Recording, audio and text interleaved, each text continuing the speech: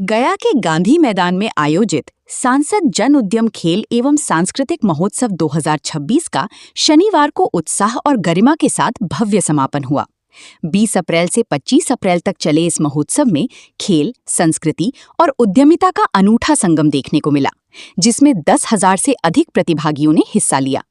महोत्सव की सबसे बड़ी विशेषता ये रही कि इसमें भाग लेने के लिए किसी प्रकार का कोई सहभागिता शुल्क नहीं रखा गया। इससे ग्रामीण और शहरी क्षेत्रों के युवाओं को समान अवसर मिला और आर्थिक रूप से कमजोर प्रतिभाओं को भी अपनी क्षमता दिखाने का मंच प्राप्त हुआ। प्रतियोगिता के दौरान लगभग 3,000 खिलाड़ियों का चयन कर उन्हें 13 विभिन्न खेलों में भाग लेने का अवसर दिया गया। समापन समारोह में मुख्य अतिथि सांसद जीतन राम मांझी ने कहा कि खेल युवाओं के सर्वांगीण विकास का आधार है और ऐसे आयोजन उन्हें सही दिशा प्रदान करते हैं।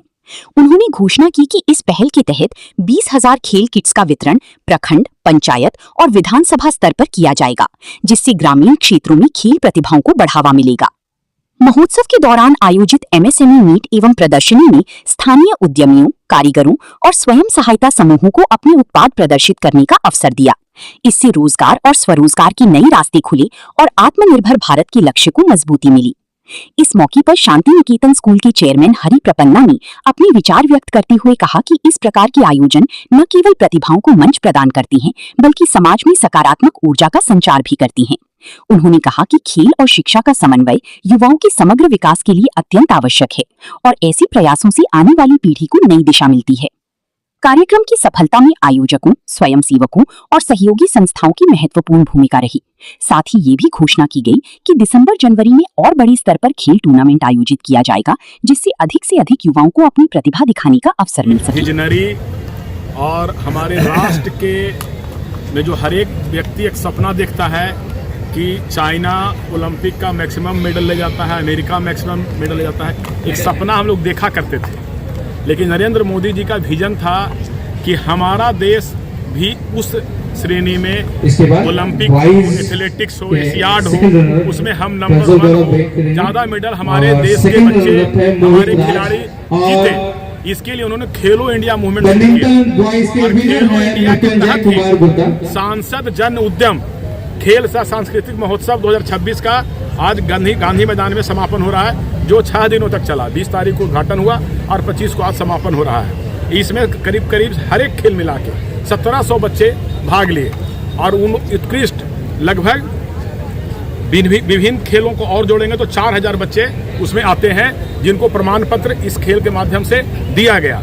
जो हमारे मोदी जी के पास, मतलब हमारे खेल मंत्रालय और पीएमओ के पास पूरी विवरणी उन बच्चों की जा रही है। यह एक बहुत बड़ी बात है कि उन्होंने अपना जो खेला, जो प्रदर्शन किया, जो रैंकिंग लाए, जो मेडल लाए, उसका पूरा रिकॉर्ड हमारे देश में केंद्रीय स्तर पे उनका रखा जाएगा। जब भी आगे कोई भी ओलंपिक का गेम या ट्रायल, जब भी कुछ होगा गेम ट्रायल, तो इनको सहभागिता होगी, इनको बुलाया जाएगा।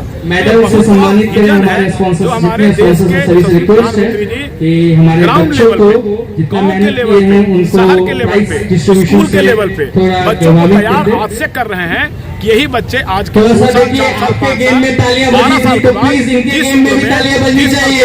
जिस खेल उसमें शामिल होके हमारे देश को गोल्ड मेडल ला के देंगे और हमारे देश का तिरंगा फहराएंगे।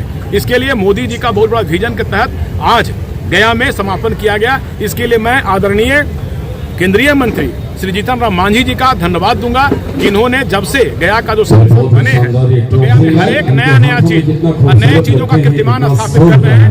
तो यह मांझी जी का ही प्रयास था कि मोदी जी के सपनों का भारत बनाने के लिए गया के गांधी मैदान एवं खेल मैदान जो था उसमें इन्होंने करवा के इसको पूरा करवाया।